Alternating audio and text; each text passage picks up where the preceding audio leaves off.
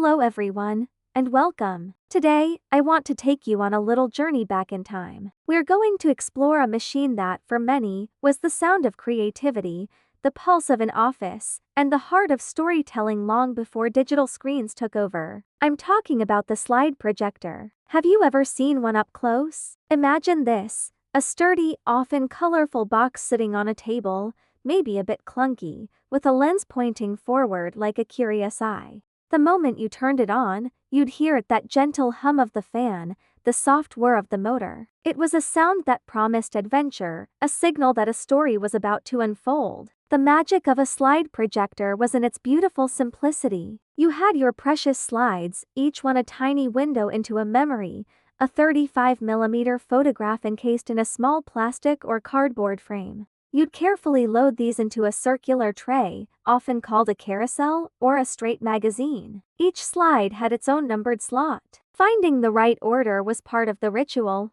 wasn't it? One slide out of place, and your story would take an unexpected turn. Once loaded, you'd place the tray onto the projector. Then, with a satisfying click of a button on the remote, often a chunky device connected by a long, coiling cord, the machine would spring to life. Inside, a powerful lamp would shine its light through the slide, and the lens would focus that tiny image, magnifying it into a glorious, wall-sized picture. Click. The first slide would appear, bright and vivid in a darkened room. Click. The tray would rotate, bringing the next memory into view. It was a mechanical ballet of light and shadow, a cycle of memories brought to life, one click at a time. But the slide projector was so much more than a machine for vacation photos. It was the original PowerPoint, the cornerstone of presentations in offices, schools, and lecture halls around the world. Imagine a boardroom in the 1970s. Instead of everyone staring at their laptops,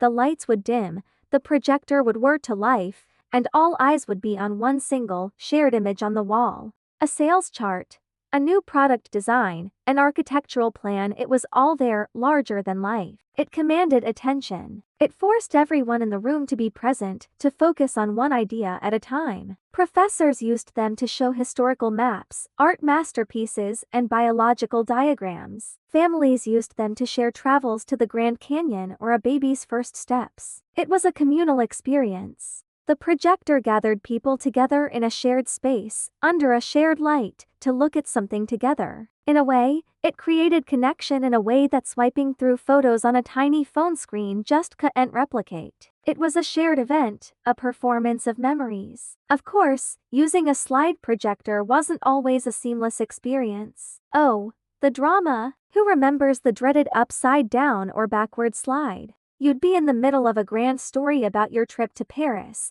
and suddenly, the Eiffel Tower would be hanging from the sky. The whole room would erupt in laughter as you fumbled to fix it. Then there was the classic jammed slide. The mechanism would groan, the tray would refuse to turn, and you'd have to carefully, painstakingly, try to free the stuck slide without damaging it. And let's not forget the bulb. That incredibly hot, incredibly expensive projector bulb had a knack for burning out at the most inconvenient moment possible, plunging your entire presentation into sudden darkness. And the heat. After a long session, those little slides would be warm to the touch. It was a hands-on, sometimes frustrating, but always memorable process. There was no undo button, no quick fix. You had to be patient. You had to be prepared. Each little hiccup was part of the charm, a reminder that we were dealing with a real, physical machine, not just flawless digital code. But what I think people miss the most is the sensory experience. It wasn't just about seeing the pictures. It was about the entire ritual. The distinctive, slightly plasticky smell of the warm projector. The solid, mechanical clunk-clunk as the tray advanced. The whir of the fan was the soundtrack to our memories.